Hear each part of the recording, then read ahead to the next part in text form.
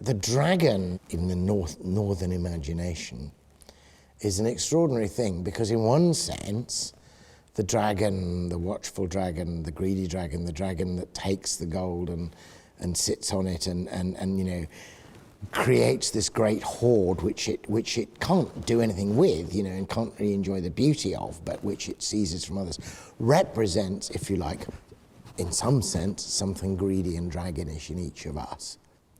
And we can moralize the dragon in that sense.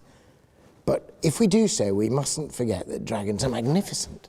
They're astonishing. You know, the very idea of the great winged serpent and the fire-breathing, there's a kind of glory in that and a beauty in that. But if you think about it, there's a kind of glory and a beauty in gold and splendor and wealth and you know. So what we see in the dragon is both something glorious, but also something turned wrong and something darkened. And there's some sense in which we have to slay the dragon in order to get the treasure. But we mustn't become the dragon when we have the treasure.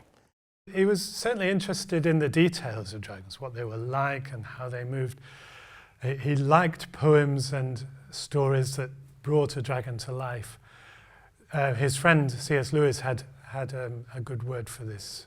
It was realism, but not realism of content, realism of presentation.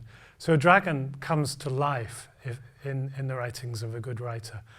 And dragons represent something that's intelligent, but different.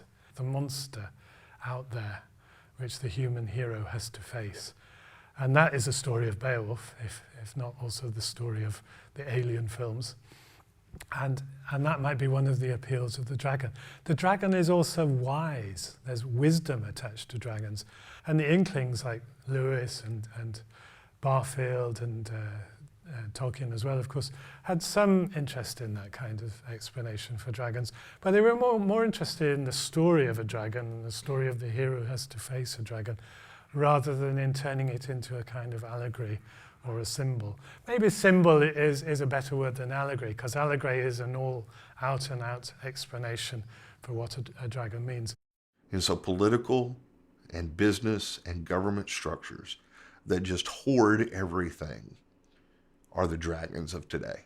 They just keep it there and they don't want anybody else to touch it.